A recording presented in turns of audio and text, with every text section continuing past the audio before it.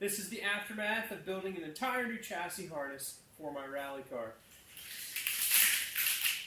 It's been quite the undertaking. Wiring is definitely not something that I get super excited to do, as I'm sure you guys aren't exactly too excited, even when you just have to wire up a simple light bar, some aftermarket gauges, or even a new ECU with a standalone harness. This 1977 Dodge Colt that you guys are sitting on right now had been hacked together when it comes to the wiring department, okay? Imagine you built a wiring harness in 1989, minimal, no heat shrink, all crimp connectors, no waterproof connectors. It was all just like nut and bolted wiring together. Check this thing out. This is like a bus bar for screwing down not waterproof connectors in hopes that it doesn't corrode and you don't have wiring issues. So my car had a ton of wiring issues. Basically, I didn't want to. Some Dodge Colt guy somewhere is going to want that multifunction switch, which is the combination switch. So I didn't want to drop it. The car, nothing worked correctly. You'd hit the brake pedal, turn signals would come on. No horns. They were there, but they didn't turn on. The electric radiator fan didn't turn on. In the Patreon video, whenever I bought this car about 6 months ago and showed the patrons it basically overheated because the fans didn't come on and I couldn't hear it. So effectively, I ripped all the wiring out. And in 2 days, I have rewired basically everything. So I want to show you guys a little bit of that process. Now, I'm not going to put together a mil-spec harness for this deal with fancy 36-pin compression crimped connectors and heat shrink everything and do all of that. This is very much a harness that's above and beyond what even a 70s car OEM harness is going to be. Even to the extent of, I would say it's a little bit better than like an OEM FD RX-7 harness from the 90s. But this is not going to be a harness that you would find in a Formula One car. So this is a harness that's very attainable for you guys to put together yourselves in your garage on reasonably cheap budget. I wouldn't say that this stuff's necessarily the cheapest stuff you could buy, but you know, a lot of Amazon, a lot of Summit Racing stuff. Use good wire and use good connectors.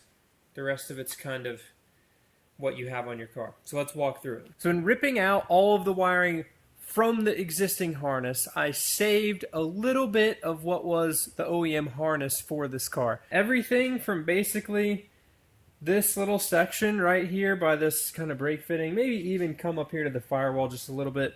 Everything from here forward, I saved from the old car. So the headlight harnesses, the wiper harness, the horn harness, the turn signal harnesses, all those connectors, all those lengths of wire seem to be in good shape. This car hasn't had any altercations with a tree, so it hasn't sheared any of these wires in the front with a, unorthodox front-end collision. So I saved some of that. In addition, I saved and repurposed the taillight harness. So up under the dash, gosh dang, the monkey bars. I'm telling you, can't even get my hand in here to show you. So this big 16-pin connector right here is what ran to the back of the car, down through here, and operated all of the taillights. I kept that harness. Now, literally everything on the dash side of the harness is all new. But going back is the old stuff. So when you're setting up to build your own wiring harness or do any wiring modification, you need to understand the scope of what you're going to keep and what functions you need to operate, and then how you're going to control those. So, headlights, draw a lot of current, probably ought to have a relay. The wipers could be ground activated versus 12-volt power activated. Do you need a defrost and blower fans?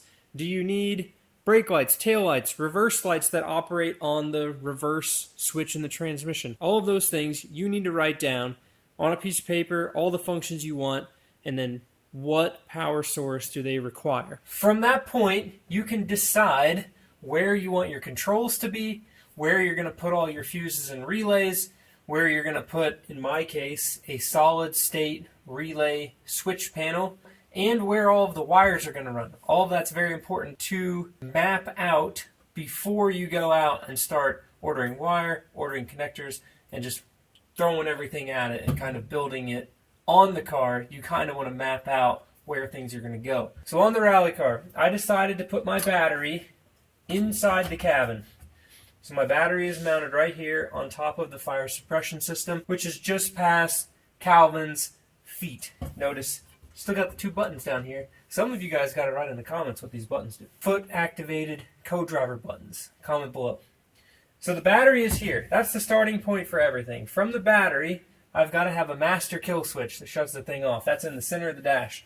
Right now it's not hooked up. I just have it bypassed for now because the dash is out. But I've got a wire that goes from here to the switch. From the switch, these wires right here come up and power my relay panel and my fuse block.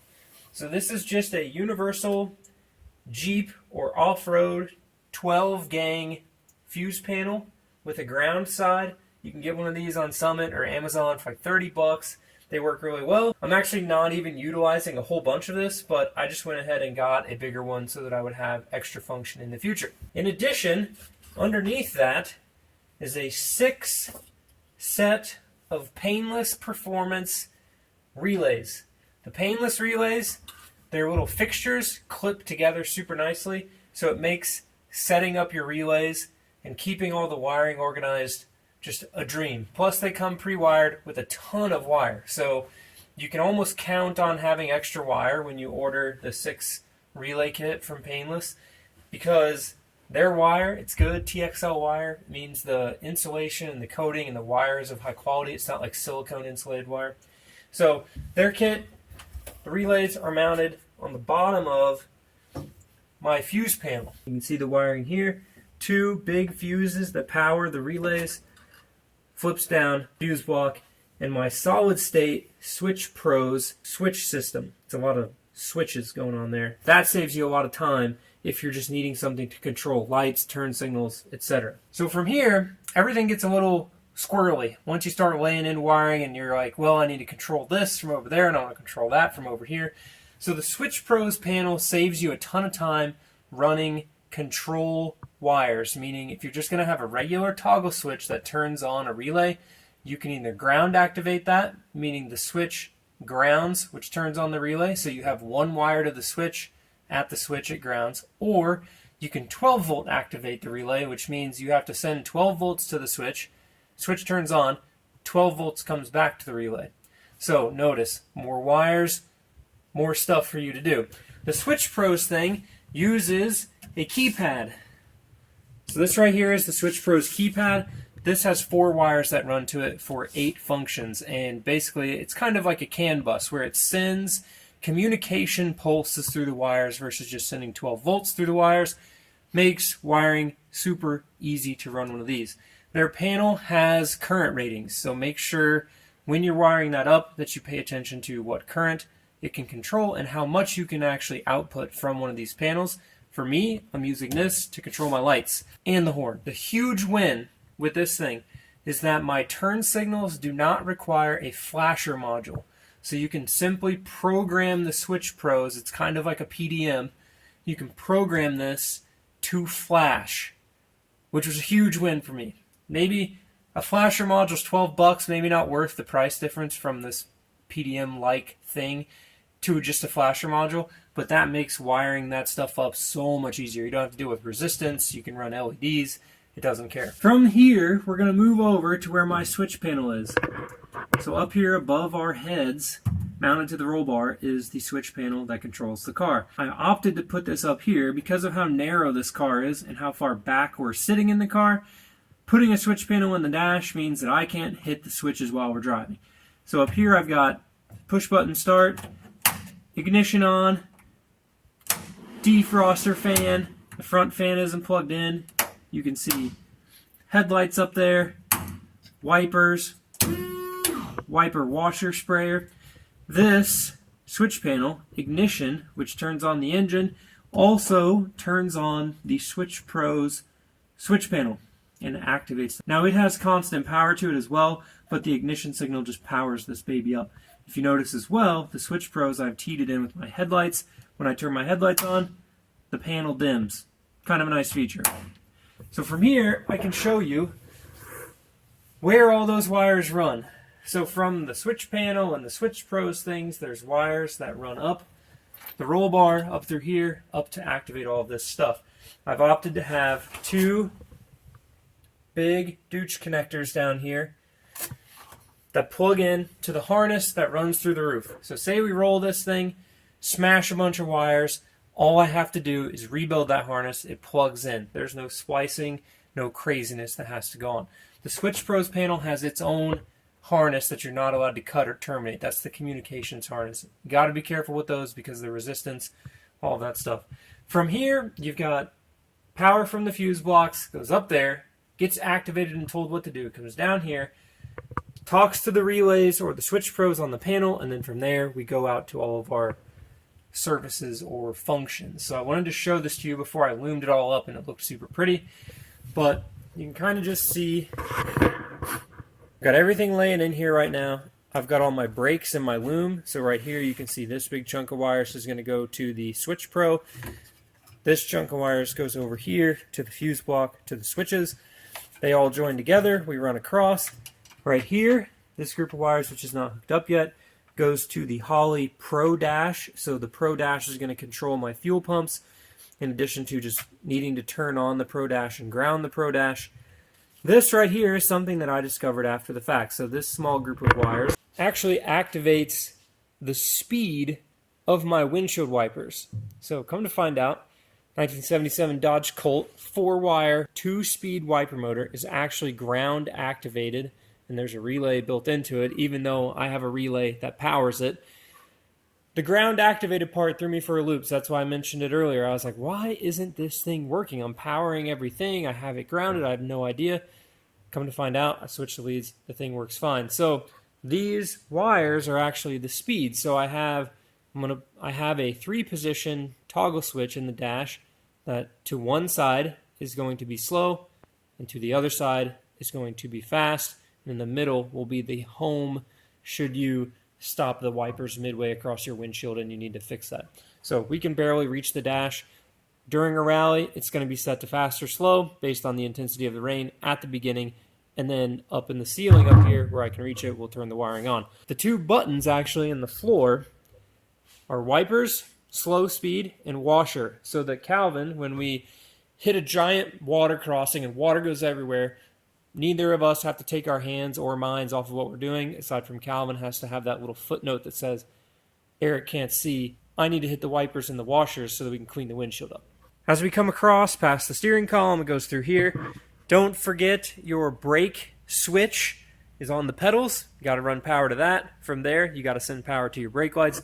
Kind of following a factory-esque wiring routing location. I've got wire right here to tell the starter to turn on.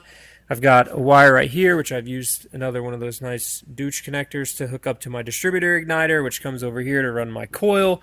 From there, it goes up and across and back to the headlights and stuff, as you guys already saw.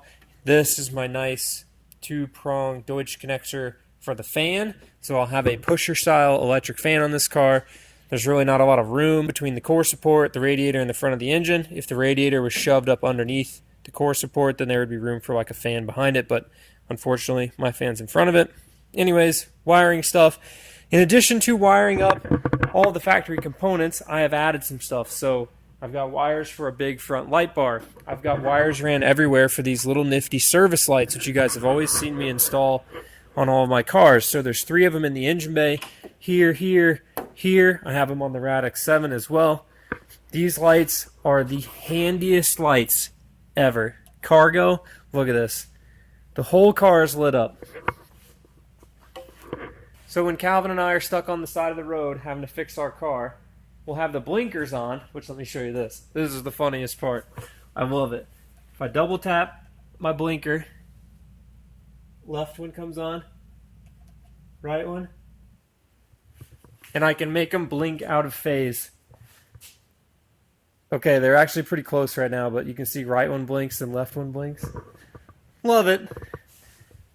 Anyways, you can see that the halogen blinker bulbs tax the Switch Pros thing pretty heavily. So I have LED bulbs for those because most of the time your wiring stuff is all current limited. So if you're going to have a huge electric motor or a big fan, the startup current that it takes to get that thing going your starter wire. You know, you need a big wire, otherwise that wire is going to get warm.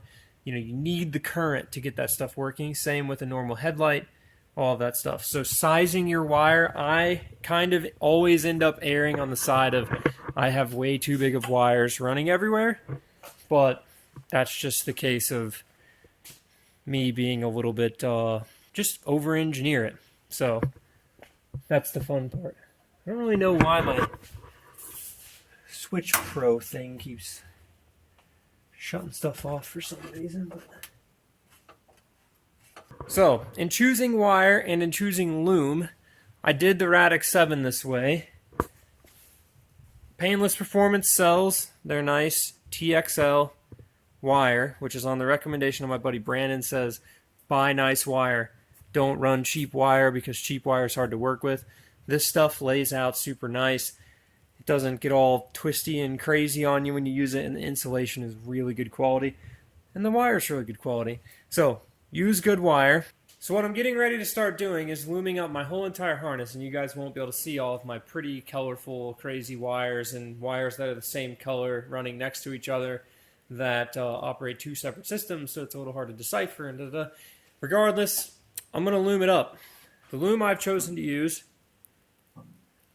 is not heat shrink, and it is not, in any means, waterproof, dirt-proof, or going to keep any sort of dust and debris out of my wiring harness.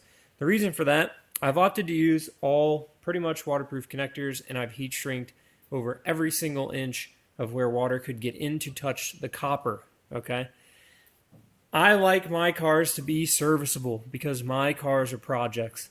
I don't build cars that are production cars that are just going to get given to somebody and they're just going to drive it forever.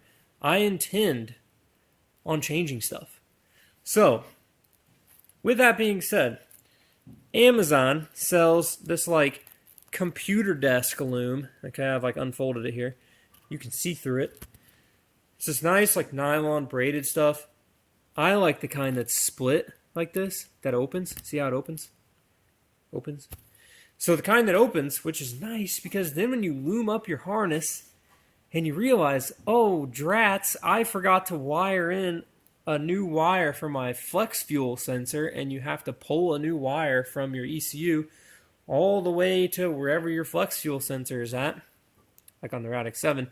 Because I use split loom, I can just peel the little bit of electrical tape I put on here to hold this thing shut, you know, in like trouble bendy spots, and just slide the wire in. Works super well. So if you're going to be, what I'm going to say, ill-prepared when it comes to doing wiring, use split loom. It'll save you the time and the hassle of having to, if you've heat shrinked your whole entire harness, if you didn't know every single detail of it, you're going to have one wire that is zip tied to your nicely mil-spec harness that runs all the way through. So that's my long-winded answer to some wiring tips. I'm going to go ahead and loom all this stuff up and show you guys what that looks like whenever it's all done and getting the dash in here. But I did just want to show you, like, you know, where I started, what it looks like, and I have no idea what time it is, but a couple late nights that it took to get to this point because Snowdrift is in a week, basically, 10 days, 8 or 10 days, I don't know. I've refused to keep track of what day it is until next week, and every single day is Tuesday for me, so... You might ask, why is every day Tuesday? Well, the days aren't good enough some days to be Wednesdays, but they're not like bad enough to be Mondays. So like Tuesday's a pretty neutral day. No one really complains about Tuesdays. So Tuesdays are they're just good days. It's just a day. It's a good, solid, every day's a Tuesday, right? So I'm going to loom, and I'll show you guys what this thing looks like all dialed in. So I've already loomed everything. I'm over at the whiteboard because I want to show you some things that I've deciphered from the Holley Pro Dash manual that I'm adding, or at least integrating into my harness right now. So that's what we're going to be going through next. The loom looks awesome. I'll show it to you here in a second. So you saw the switch panel. We put that together. Right here I've got a little list of Pro Dash wires that I need to integrate into my car. So things that are going to talk to the chassis harness that I've added to the chassis harness to make them work. So, running down the list, my handwriting is wonderful. Black, ground, red, 12-volt constant, white, 12-volt switched, green, which is a tack signal, gray, which is my fuel level, blue, which is a switched output from the Pro Dash, because the Pro Dash is going to control my fuel pump. So this switched output is a ground switch. So I had to put the relay set up to be ground activated. So when this Holley Pro Dash grounds it, turns the fuel pump on. So make sure when you're setting your relays up, you know all that stuff. But I wanted to write this down out here because it gets very confusing. And I'll put the pin out for the Holley Pro Dash on the screen just to show you the level of confusion. It's really not too bad when it comes to, if you've ever wired up a standalone ECU before, then this should be a breeze, because all the gauge functions, sensor functions are already separate, and then the ins and outs and stuff are kind of, it's already deciphered, which is kind of nice. But the Pro Dash, I've got it mounted over there on the dashboard, which you'll see here in a second. This is its connector, very similar to a Fuel Tech connector or even a newer Haltech connector. So this is a 34-pin connector right here.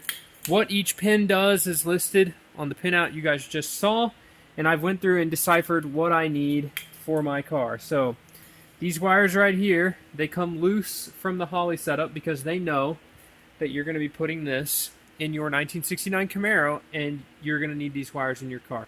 Ground, positive 12 volts, switch 12 volts, the tack signal right here, which I have to run a MSD little inductive tack converter thing because it's not like modern coil unplugged ignition stuff. The gray wire is my fuel sender, I believe, and then my switched output. So Holley gives you this lovely ginormous roll of wire with this 8-pin connector here, and this is their all the switched outputs and then a bunch of different inputs you can add. So if you have turn signals, headlights, wipers, if you turn your right turn signal on, you can have the Holley Pro Dash flash accordingly for that, left and right. You can have it turn on when you turn your brights on. You can have the Holley Pro Dash like control your fans and your AC and your fuel pump. So that's what this giant harness is. I literally only need one wire out of this, which is the dark blue.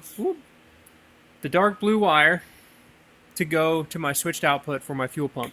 So you've got to do some digging through your pins to find all of that. Literally, I'm going to take this wire just below my hand right here, all 8 of these. I'm going to chop them all off, and then I'm going to integrate that blue wire into the Deutsch connector that comes out of my chassis harness, because that's in the chassis harness, right? So stuff that integrates into the chassis harness. Now, with the Pro Dash, there's other things that I installed the Pro Dash for. Okay, so one, GPS speedometer. It's built in. You put the little GPS module on it, magnet it to your dash or the outside of the car. You've got speed, odometer, the whole deal. That's a huge win. A standalone GPS speedometer can get pretty pricey. In addition, all of my engine sensor wires right here. So Holley has made this as easy as possible for your 1969 Camaro guy or your Chevelle guy or whoever that already has a car that runs. If you've got a CAN bus, you just plug the CAN bus in right here. It all works. And you can steal all the sensor data from your ECU if you have LS swap or whatever.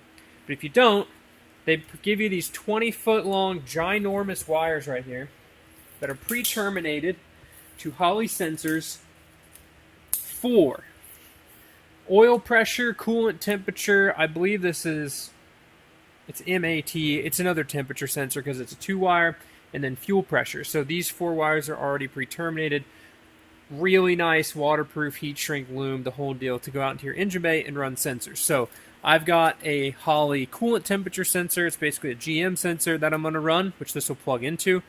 However, this length of wiring is enough that I could put my Pro Dash in the trunk and run it all the way to the front and it would still work. And I really don't need that. So I'm going to be shortening and chopping up these wires. In addition, I'm going to steal this air temperature sensor wire because I don't have air temperature sensor. I don't need it. It's carbureted. Like, it'd be nice to know, but air temperature is ambient air temperature. For me, I'm not turbo. I don't need to know that. So I'm going to be stealing that temperature sensor wire because I have opted to install.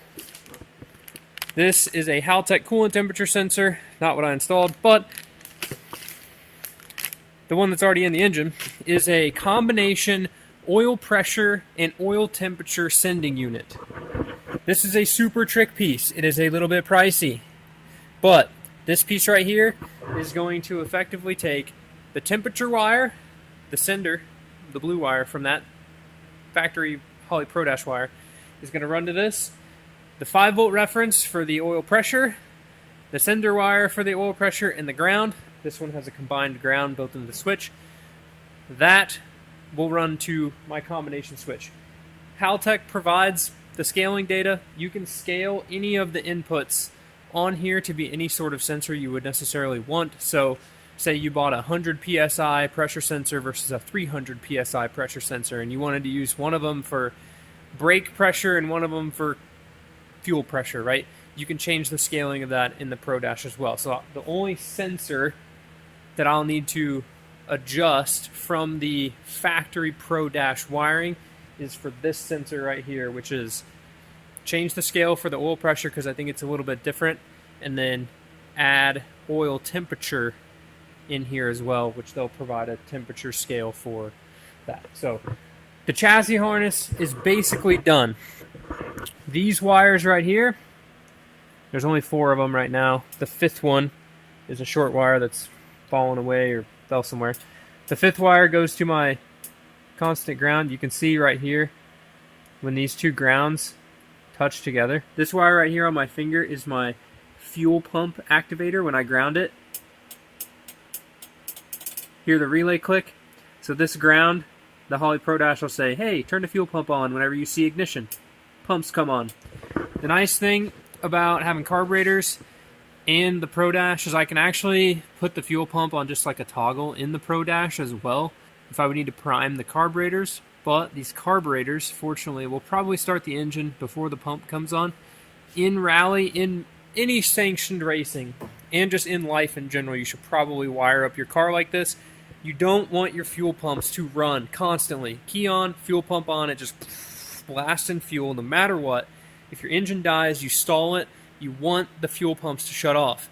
Because if you end up flipped over in a ditch, engine dies, you're flailing, maybe unconscious, fuel pumps are still pumping. And your big block 572 Chevy with a 1000 CFM double pumper, it's upside down. Those floats are open. It's just dumping fuel up there, begging to start on fire. And you definitely don't want your car to start on fire. So if you rally history, not even that far back, but Ken Block's Cosworth, his Escort Causey, when he rolled it, I don't know if it was wired up like that or not, but it burned to the ground. And that's just something you don't want to see. So we're going to mitigate that risk. 2 ways to do it. ECU style controlled fuel pumps. They make fuel pump controllers that you can probably set up like that. Or, as I did on my previous rally car, you can actually use an oil pressure switch. So Carter, the fuel pump company, sells a little 3 psi oil pressure switch. You would just tee in to somewhere with oil pressure. When you're cranking the engine, it'll make 3 psi oil pressure.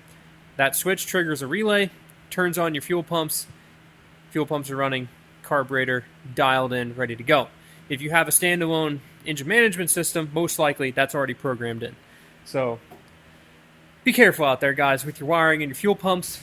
But I'm going to build the other half of this harness really quick and chop it up and shorten all the wires so that the dash side, as in what's behind the dash for the Holley Pro Dash, lots of dash, works. And then I'll pull the sensor wires out into the engine bay, shorten those appropriately, and here in a little bit y'all will get to see, and I will, the Holley Pro Dash turn on for the first time, which will be super cool to have digital screens in both my race cars. It's funny, my newest RX-8 2004, no cool digital touch screens. My 1979 RX-7, digital touch screen. 1977 Mitsubishi Lancer Dodge Colt, digital touch screen. Just bringing stuff up to the new age. Also, sneak peek. Shifter, row and gears, going to be very hard for me to reach sitting really far back. Brake proportioning valve, dialed. I tightened the handbrake up, dialed. If you didn't watch the fuel cell video, go check it out. I still got to put the pumps into it, but fuel cell stuff, dialed.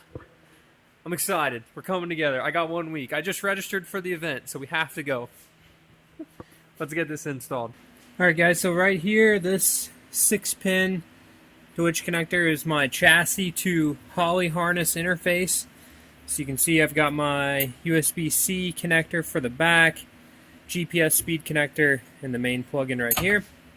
If you remember, I chopped off one of the input and output things, so I only have one other I/O thing over here, my CAN bus, which, you know, this car doesn't have CAN bus, so we're not connecting the CAN bus to anything just yet, but if we want to add stuff to it later, we can do just that. I've got the USB dongle coming up here. It's going to come around the side of my dash. And my GPS, unfortunately, there's not a hole in my windshield to put it right here, but it's probably going to go on the dash right there. So we'll see how the reception works. I'm not really counting on it for speed. Whenever I'm racing, rally in the woods, I really don't want to know how fast I'm going. I just want to see RPM and let the thing ride.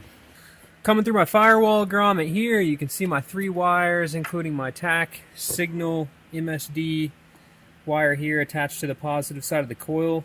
I'm curious to see how well that works. It's kind of like a nitrous thing. If you're running nitrous or a progressive nitrous controller, you run one of these on your coil, like on your distributor big block Chevy, and then that tells the nitrous when to add nitrous. It just signals RPM, etc. So the Holley requires that when you're running an old coil like this. Coming down through here, I've got my intake manifold tapped for my coolant temperature sensor. So this is the Holley coolant temperature sensor. It's 3/8 NPT.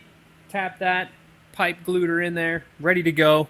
Put my thermostat cover back on, vacuumed all the dirt out of that. It's always a little bit worrisome, pipe thread tapping, but I've done it a bunch of times on RX-7s to get American threads so I can run just about any sensor. Albeit, I'm definitely not going to be able to find a Mitsubishi 4G52 to dual Mikuni Solex side draft intake manifold. I was pretty confident I could get that tapped. So wires keep running around over to this side, and this is my Haltech oil pressure and oil temperature combination sensor. So I took the temperature sensor lead that comes with the Holley harness and the oil pressure sensor lead, and I combined them. You only need the blue wire from the temperature sensor. That is the actual temperature sender wire. Orange with the Holley is 5 volts, so that's your 5 volt reference. That's common to the fuel pressure sensor, the oil pressure sensor, any sensor that is going to require a 5 volt reference, so that's orange. Green is the oil pressure sender wire. So it's a little bit confusing because the fuel pressure sender also uses the exact same wire colors. So the pin on the back of the ECU, it's green for both. So you really have to be careful. You know, the sensors are pre-labeled from Holley, so it's not that hard to get them mixed up. But say you were going to be building this harness from scratch, I would have used some way to differentiate which sender goes back to the ECU. Some people run them all the same and then pin them out in the ECU and they're done and just ohm it. But either way, green was sensor back, black was ground. So in those two sensors, there would have been 5 wires because there's 2 redundant grounds. Literally, the grounds go back to the same pin on the back of the ECU. They just splice it all together. So the wiring diagram for the Holley shows all of that. Super easy to figure out. Just takes a little bit of time. Here's the moment of truth. Does the car burn down whenever I turn the main power on? Fortunately, we have a fire suppression system in this car. So fuses are in for everything. You can see I've got my little flip down fuse block here. Got it just resting kind of halfway on that block of wood. Main power, everything is ready. We're hooked up to the starter out there. So in theory, I should be able to bump the starter, which will be a good test run. See if we just blow fuses right away or if everything works. The Switch Pro turned on, which means we can turn our service lights on. I saw things on the Holley. Oh, look at that. All right. So we've got Holley stuff happening. I don't hear anything sizzling and melting, so I think we're pretty good there. So I don't have boost hooked up at all. We're not going to have a vacuum pressure sensor on here. I guess I could add that, which would be kind of cool, even though we're just carburetors. Fuel pressure not hooked up. Oil pressure is hooked up, so it's reading 0. TAC is there. Speed, we're obviously not moving. Battery, that's interesting that it doesn't show voltage. It should show voltage because it's seeing voltage. Let's just do some stuff. Okay, I guess I got to go through all this stuff and punch in all the data because it is all completely disabled. So I'm going to go ahead and pull out my menu and go through this stuff. I figured with the Holley coming pre-wired with all the predetermined sensors, I figured that it would at least come like with those pre-wired sensors defaulted in the program. So I'm going to go through and punch all the data in, calibrate my sensors, and we should get some cool stuff displaying on the screen. Alright guys, so I'm in here in the inputs and outputs, and you're going to want to download the wiring diagram that I previously showed you with all the pinouts if you're programming this from basically ground zero. So if you look up here, you can see like right turn signal is already defaulted in there. But if you look down here, input output number 4, this is a default to your Holley coolant temp sensor. So I punched in Holley coolant temp sensor. You just click the down arrow, pick from the list. My touchscreen is only the 6-inch model. If you have the 12-inch, it'd be way easier. And they have tons of different sensors in here that you can pick, okay? Unfortunately, here in a second, I'm going to show you. If we go down here to the Holley oil pressure sensor, which was input output number 11, I have custom 5 volts selected. This is where I was mentioning earlier you can calibrate to any sensor that you want. So I've taken the data from my Haltech sensor up here, this Bosch sensor. The calibration is voltage at 0.5 volts. The pressure is 0. So you come over here, 0.5, punch that in at the very start. Pressure value, 0. Come down here to the bottom, and you look at your chart on the Holley or look at your Haltech chart. 4.5 volts is 145. 4.5, 145. The values are going to come in a little crazy. Hit linearize X, linearize Y. It draws a perfectly straight line. Then you hit save. That's all you need to do to punch in your own sensor to this program here. So now I've got to go do that same thing for temperature, which is a little bit different. They provide more data for that. So I'm probably going to end up punching in a lot more numbers, more specific numbers than just a linear interpolation of the data. My dashboard, this is going to be the dashboard that I'm going to run. So you can see here, oil temperature on this side, oil pressure on this side, coolant temperature sensor up there, tack in the middle. My speed will be right here in a really small number so I don't get distracted by how fast I'm going. I don't particularly know how high this little 4-banger is going to rev to, but it's set up for a 4-cylinder. Ideally, the MSD stuff works. It's really awkward sitting in a car with no seats and seat bars running across. It's a real pain in the butt, literally.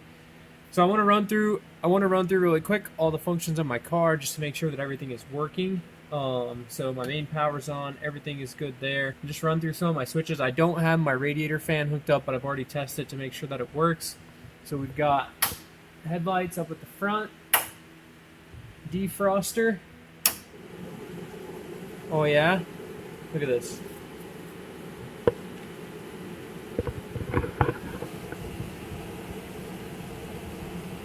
Shaking in its boots. Defroster's wired up full blast, and it's boxed off to only defrost, which is good. Wipers, I don't have the ground switch hooked up because I'm moving that, but I know they work. Washer, so that's the washer sprayer.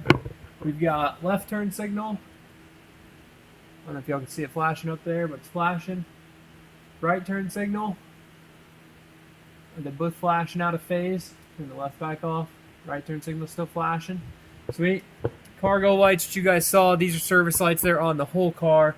Engine bay included. They are everywhere. Reverse light. Super bright. That's a win. I know my brake lights work. Horn. No horn? Dome light works. Why don't my horn work? Okay, I guess I need to investigate why my horn doesn't work. Front light bar is not mounted up yet, so that's all of those things. I think we've got basically a fully functional car, guys. But the other horn should have worked. Does that mean I only had one horn going? Success! Holley booting up. I really need to get my laptop connected to this thing because I want this thing to control my fuel pump. It has a switched output, and I know I can program this Holley to have a switch on the screen that turns on the fuel pump. But as I mentioned earlier, I really want that thing to control it whenever it sees RPM. Like when the RPM signal starts coming, it turns on that switch. So I wonder, what I was reading is that I can program that, but I'm curious if what I was reading about that is for like a Dominator or a Terminator or some other ECU versus this. It should be able to do that. It's just a simple, like, see this input, turn on this output kind of line in programming, but you would think that would be in here. I would hope that would be in here. But if not, like I said, I'll put it on an oil pressure switch. That's just tried and true way to go. All I got to do is pull a wire out there, hook it up into where my oil pressure sensor is on the front of the engine, so there'll be like a T, ground it, good to go. So either way, I've got those parts coming anyways, just as a backup plan. But get fired up for all that, guys. I am stoked. I figured I'll leave you with showing off my service lights and all my running lights